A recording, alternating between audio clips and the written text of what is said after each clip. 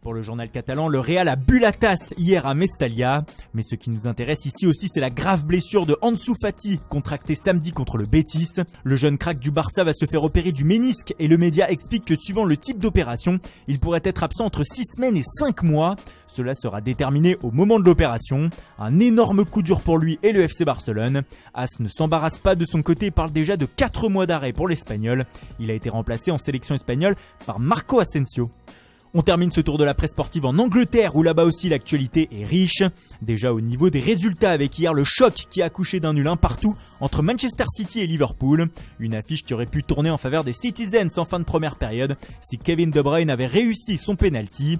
Plusieurs journaux anglais le pointent du doigt ce matin en le désignant coupable des 2 points perdus par son équipe. De Bruyne loupe une grande chance, écrit The Times.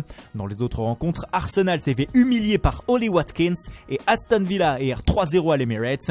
La jeune pépite a inscrit un doublé en 3 minutes et fait couler les Gunners pour le supplément du Times The Game. Enfin, 2 buteurs se sont mis en évidence hier après-midi. Harry Kane avec Tottenham et Jamie Vardy avec Leicester. Les deux ont offert la victoire 1-0 à leur équipe, comme le rapporte le Daily Express. Mais le premier a inscrit son 150e but en Première Ligue et l'autre en est déjà à 9 réalisations cette saison en championnat. Qui pourra les arrêter ? On revient au choc Manchester City-Liverpool avec le Daily Telegraph qui blâme aussi Kevin De Bruyne ce matin. Le média écrit que le Belge est plein de désespoir ce lundi, lui qui aurait pu faire revenir City à 2 points de son adversaire. Mais au-delà du match, c'est une nouvelle fois les critiques des entraîneurs par rapport au calendrier de la Première Ligue qui font de nouveau la une ce matin. Après Ole Gunnar Solskjaer ce week-end, c'est Pep Guardiola et Jürgen Klopp qui s'y sont mis à l'unisson après la rencontre, critiquant les matchs à 12h30 pour les équipes ayant joué en Coupe d'Europe la semaine.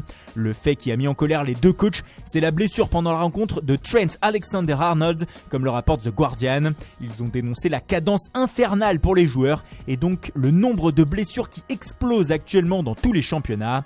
Nous sommes avec Olé, s'amuse même le Daily Star ce matin. Ce débat sur le calendrier n'a pas fini d'agiter l'Angleterre.